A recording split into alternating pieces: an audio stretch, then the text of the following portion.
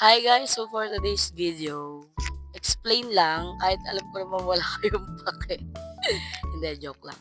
So ito, seryoso na.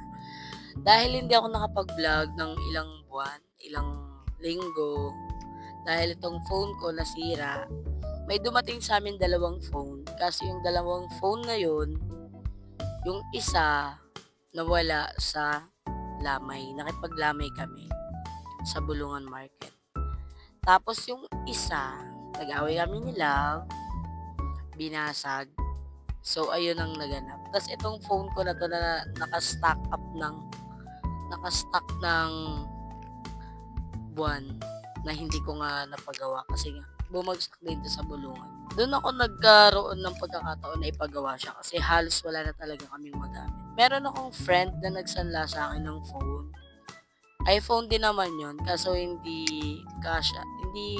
siya kaya ng pag nag-vlog ka. Hindi kaya ng kahit mga, siguro hanggang 5 minutes lang yung kasya dun. So, ito kasing XR ko is 128 gig. Pwede kahit mga 1 hour ang ko pag-vlog. So, ayun, kaya naengganyo na naman akong mag-vlog dahil meron ako ditong Junak is nanganak ako nakaraang buwan lang. Nakaraang buwan ko lang kasi siya nakuha. Love kunin mo nga si Yabi. Love kunin mo si Yabi. Pangalan niya Yabi. So ayun, how's my look? Wala pa akong ligo-ligo. Kakagising lang namin ni Love. Sila pupunta ng work. Pupunta siya ng work. So ako, mga Monday pa ako papasok. Love kunin mo si Yabi, papakita ko sa vlog.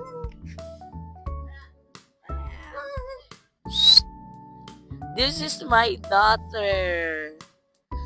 Chinese Shih Tzu. Nabili ko siya sa halagang 5,000. So, ang original price niya is 7K. Ganon. Dahil friend ko naman yung nagbebenta. So, yun, binigyan ako ng discount. Actually, sa atin niya to. Cute niya, di ba? Kaso, magastos po siya. Yan ka na nga.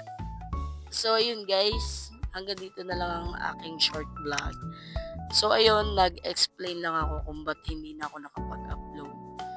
Bye! Salamat sa mga nanood.